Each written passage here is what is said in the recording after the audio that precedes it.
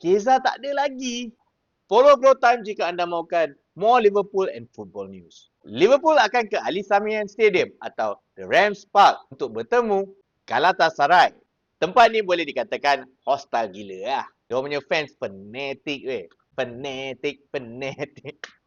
Macam lagu KRU. Jangan lupa untuk tunggu at the end of the video untuk score prediction aku. Sebelum korang kacau aku pasal Keza, Keza tak ada dalam team. Arne Slot cakap dia tak habis dia punya training session pasal dia ada injured sikit lah. Sebab tu Arne Slot tak bawa dia pergi Istanbul. Untuk Galatasaray, dorang ni unbeaten guys in the league. Dorang come with a form of 7 wins in 7 games. Tapi hari tu dekat Champions League punya game, dorang kena 5 biji lah dengan Eintracht Frankfurt. Dengan Osimhen kembali dari ankle injury, Okan Buruk akan ada lagi firepower di depan. Tapi dengan tiadanya Osimhen pun, Mamat ni ada Mauro Icardi. Dia dah skor 5 goals in 7 games. Dengan adanya player macam dia ni, Leroy Sané dan Ilkay Gundogan akan memeningkan sikit lah lagi Arne Slot.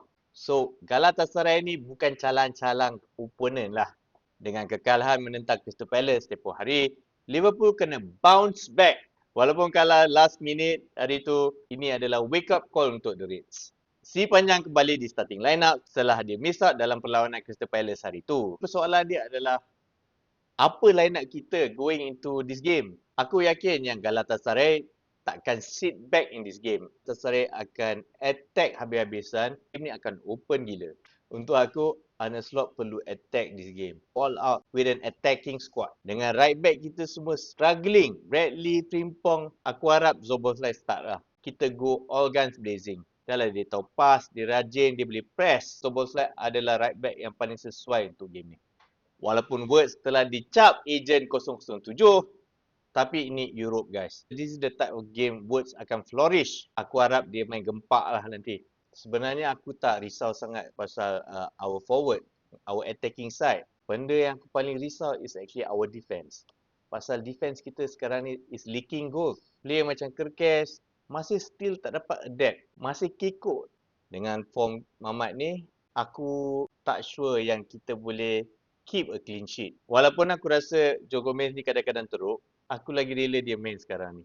Mana tahu kita try Joe Gomez dengan Van Dijk ni terror, partnership Joe Gomez dengan Van Dijk kembali. Who knows? Yang pasti game ni akan menyala guys. Apa prediction korang? Prediction aku, Liverpool menang 2-1. Apa lagi? Kita tengok je lah pagi ni.